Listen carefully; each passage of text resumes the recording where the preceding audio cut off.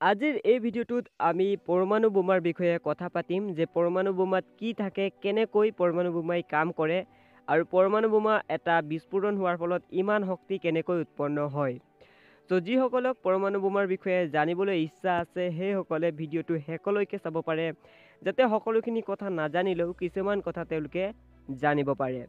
তো পৰমাণু বোমা বা এটমিক বম হৈছে এটা ইউৰেনিয়াম বা প্লুটনিয়ামেৰে তৈয়াৰী বোমা, যি বোমাৰ নিউক্লিয়াছত চেইন ৰিয়েকশ্যন হোৱাৰ ফলত বহুত শক্তি উৎপন্ন হয়, বহুত ঊৰ্জা উৎপন্ন হয়, যাৰ ফলত যি জেগাত পৰমাণু বম বা এটমিক বম এটা পেলাই দিয়া হয় তাত জীৱ জন্তু, চৰাই চিৰিকটি বা গছ গছনি সকলোখিনি ছাই কৰি পেলায়।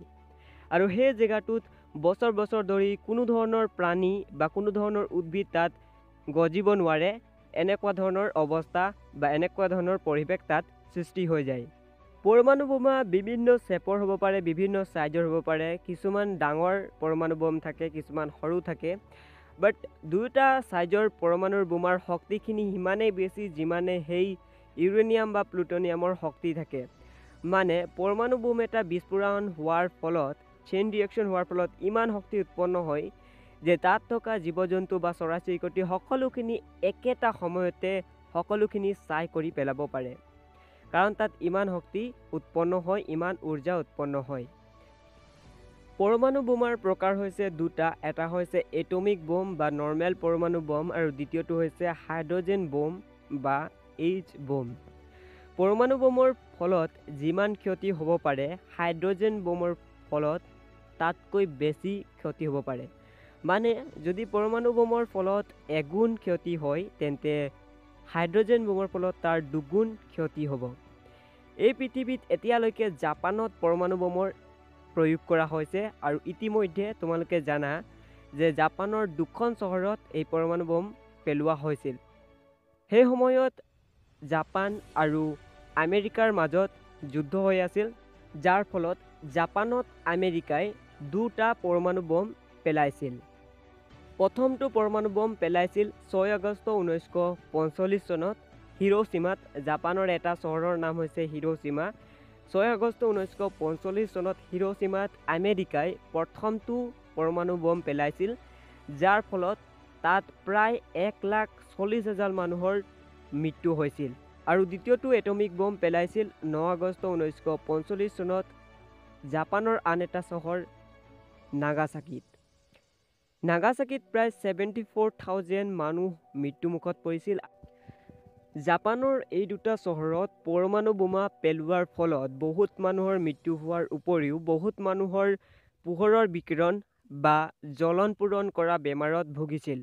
কাৰণ যেতিয়া এই দুটা চহৰত, হিৰোশ্বিমা আৰু নাগাচাকি, এই দুটা চহৰত পৰমাণু বোমা পেলোৱা হৈছিল, তেতিয়া ইমান ঊৰ্জা উৎপন্ন হৈছিল, ইমান শক্তি উৎপন্ন হৈছিল, যাৰ ফলত গোটেই যি চহৰখন পুৰা গৰম হৈ গৈছিল।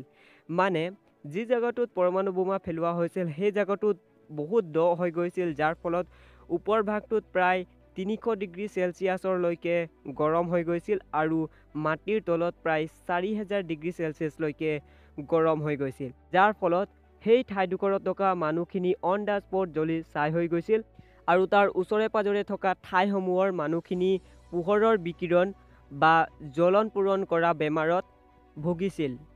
যেতিয়া নাগাচাকি আৰু হিৰোশ্বিমাত এই পৰমাণু বোমা দুটা পেলোৱা হৈছিল, তেতিয়া তাৰ ওচৰে পাজৰে যিবিলাক ঠাই আছিল, ঠাইখিনি মানুহবিলাকৰ এনেকুৱা ধৰণৰ অৱস্থা হৈছিল যেনে তেওঁলোকৰ নিজৰ হাড়বিলাক নিজে দেখিবলৈ পাইছে।